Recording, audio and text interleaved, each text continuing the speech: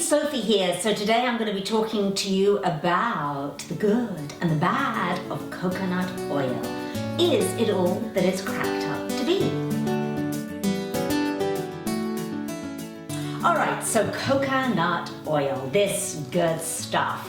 It's trending right now. Obviously, it's actually been trending for a few years now. And supposedly it's this miracle food. It's absolutely everywhere. Unrefined, cold-pressed, virgin is the stuff that I'm talking about. I'm not talking about that stuff that you used to get years ago that really was a silent killer because it was hydrogenated, which basically means it was a trans fat. No, we're talking about the health food stuff. So here's the thing. There are health benefits in coconut oil, most definitely. There are certain compounds, lauric and capric acid, which are great for your immune system, can help metabolism, and have all kinds of other antimicrobial, did I say that word? Antimicrobial benefits. But I just want to give you a little word of warning here today. And the word of warning is that coconut oil is a saturated fat. And that means that if you have high cholesterol levels, if you have a history of heart disease in your family, I actually wouldn't recommend that you eat coconut oil. Is it better than saturated fats in meat and dairy? I personally believe that it is, because I think that it has health benefits where those saturated fats do not have any health benefits whatsoever. But again, eat it in moderation. So if you have really, really pristine cholesterol levels and you're super duper healthy, in moderation might mean that you might add, a tiny little bit to your oatmeal. You might, like I do, replace it in your baking, replace butter with coconut oil in baking. So I will bake cookies and cakes and all sorts of things with it. And actually there are also some brands that have coconut oil where they don't have that coconutty flavor if you don't like it. I think Nutiva is one of those brands. They have a lot of different brands of coconut oil. So yes, healthy than animal and dairy saturated fats, but again, like all of these good things, we hear about them and it's like, oh gosh, I'm going to just get that in every which way I can because it's supposedly going to help me lose weight and it's going to be, boost up my good cholesterol and it's going to do this, that and the other. Well, there are a lot of overblown claims, so be a little bit careful with that. And as a holistic nutritionist, I always recommend to have certain foods, particularly fats, in moderation. Now, what about hair and skincare?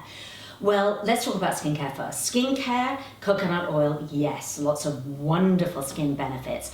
Although I wouldn't recommend putting it on your facial skin because it is very greasy, very oily. It's a saturated fat. And if you tend to break out or if you have a history of breaking out or oily skin, it's really not going to be what you want on your skin. On your skin, you could use it as a cleanser for getting off very stubborn makeup. So if you have one of those evenings when you've worn a lot of very thick makeup, in a pinch you could use coconut oil and it'll get it off, but then you want to do a proper cleanse afterwards because you don't want just that oil sitting on your skin. But perhaps one of the greatest health benefits of coconut oil, I think, is for your hair, for really healthy hair. Because unlike a lot of the other hair oils, and I've done a lot of DIYs on other hair oils, so do check those out if you haven't already. I show you how to make your own Moroccan hair serum. But unlike a lot of those oils that are good for the surface of your hair, they don't penetrate the hair cuticle, but coconut oil does. So what it's really great for is making your hair more supple, flexible, and sort of deeply nourished and hydrated. So I recommend making a hair mask out of coconut oil, and this is how you make your hair mask. You are going to mix up 2 tablespoons of raw virgin coconut oil with half a ripe avocado. Mix it up to a good, thick, smooth paste.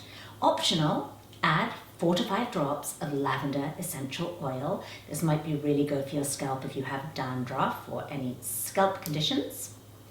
And then you are going to massage it into your scalp and all the way through your hair from the roots to the ends. Then wrap it up in a turban. I actually recommend using one of those plastic shower caps that you get from a hotel, if you can get one of those. You should stockpile those, by the way, because they're great for hair masks. Put it in that first to avoid the mess, then a turban. Wrap it all up for a minimum of 30 minutes, a maximum of 2 hours. And then you are simply going to rinse out with a sulfate-free shampoo.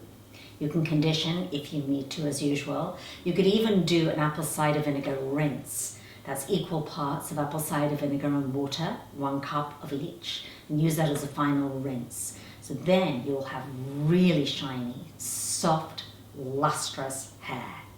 And there's one little caveat that I want to give you for coconut oil on your skin, which would include your scalp. And this is really mainly for babies and for small children, is that remember it is a nut. And so nut allergies come into play. And a very prominent pediatrician, who's also a friend of mine, told me that over the years in her practice, she had seen some of these nut oils provoke allergic reactions in children that might develop a nut reaction. So just go a little bit careful using coconut oil on very small babies and very small children. That is all from me. If you have any questions, I love getting your questions. I do get back to you.